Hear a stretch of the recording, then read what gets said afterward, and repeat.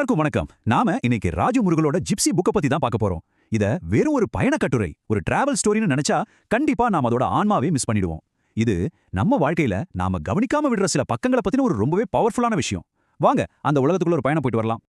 என்னைக்காவது யோசிச்சு பார்த்திருக்கீங்களா?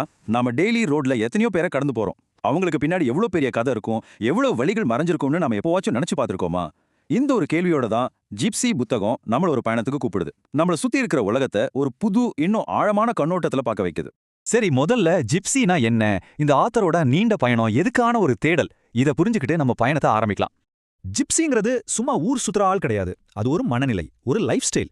எந்த ஒரு பந்தமும் இல்லாம எது கிடைக்குதோ அதை ஏத்துக்கிட்டு இந்த பெரிய வானத்துக்கு கீழே சுதந்திரமா வாழ்ற ஒரு வாழ்க்கை முறை.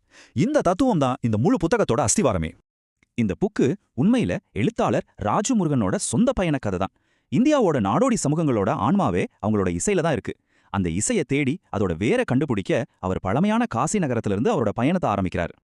ராஜமுருகனோட எழுத்து ரொம்பவே ஸ்பெஷலுங்க. அதுல காமெடி இருக்கும், ஆழமான கவிதை இருக்கும், தத்துவம் இருக்கும். எல்லாத்தையும் கலந்து நம்ம பொதுவா கண்டுக்கவே மாட்டோமே. அந்த மாதிரி மனுஷங்களோட வலியையும் வாழ்க்கையையும் நம்ம கண்ணு முன்னாடி அப்படியே கொண்டு வந்து நிறுத்திடுவாரு. இது சும்மா படிக்கிற விஷயம் இல்ல, இது ஒரு முழுமையான அனுபவம்.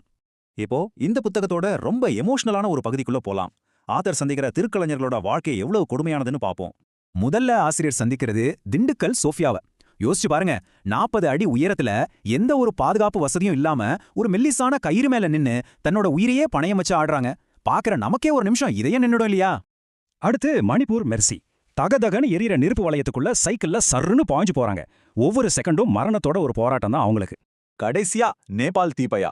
உடம்ப கீறுற மாதிரி கூரான கத்திகள் மேல படுத்துக்கிட்டு அந்த வலியெல்லாம் மறைச்சு ஒரு சிரிப்பு சிரிப்பாங்க பாருங்க. ஆனா அந்த சிரிப்புக்கு பின்னாடி எத்தனை ஆயிரம் கண்ணீர் துளி ஒளிஞ்சிருக்குமோ. இவ்ளோ ரிஸ்க் எடுத்து ஒரு நாளைக்கு அவங்க சம்பாதிக்கிறது வெறும் 300 ரூபாய். ஜஸ்ட் 300.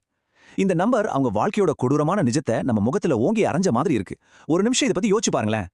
இந்த ரெண்டு உலகத்தையும் கொஞ்சம் ஒப்பிட்டு பாருங்க. ஒரு பக்கம் ஒருவேளை சோத்துக்காக உயிரை பணயம் வைக்கிற கலைஞர்கள், இன்னொரு பக்கம் நம்ம விரல் நுனியில கொட்டி கிடக்கிற முடிவே இல்லாத பொழுதுபோக்கு சூப்பர் சிங்கர் ஐபிஎல்னு போய்கிட்டே இருக்கு. இது ரெண்டுக்கும் நடுவுல எவ்வளவு பெரிய நம்ம கண்ணுக்கே தெரியாத ஒரு இடைவெளி இருக்கு பாத்தீங்களா? சரி, வாங்க அடுத்த பகுதிக்கு போகலாம். இந்த பயணத்தோட ஆன்மாவே அதுல வர்ற இசையும் கவிதையும் தான். அதை பத்தி இப்போ பார்க்கலாம். ஆஹா, என்ன ஒரு ஆழமான வரிகள் பாருங்க. ஒரு நாடோடியோட வாழ்க்கையில இருக்கிற அந்த முரண்பாட்டை இதை விட அழகா சொல்லிட முடியுமா? தங்கறதுக்கு வீடு கூப்பிடுது, ஆனா பயணிக்கிறதுக்கு வானமும் வா வான்னு கூப்பிடுது. இதுக்கு நடுவுல பசிக்காக போராடுற வாழ்க்கை.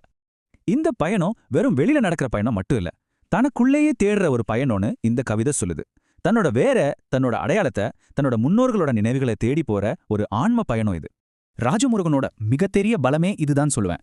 ரொம்ப பெரிய ஆழமான தத்துவத்தை கூட ரொம்ப சிம்பிளான கதைகள் மூலமா, சாதாரண உரையாடல்கள் மூலமா நமக்கு புரிய வச்சுடுவாரு. அதுக்கு ஒரு உதாரணத்தை இப்ப பார்க்கலாம். கற்பனை பண்ணிக்கோங்க, நீங்க ஒரு நதிக்கரையில இருக்கீங்க. காத்து அடிச்சு தண்ணி அசைது. அப்போ புத்தர் உங்ககிட்ட கேக்குறாரு, இப்போ அசைஞ்சது நதியா இல்ல காத்தா? நீங்க என்ன பதில் சொல்வீங்க? ஆனா புத்தரோட பதில் என்ன தெரியுமா? ரெண்டுமே இல்ல, அசைஞ்சது உன் மனசுதான்.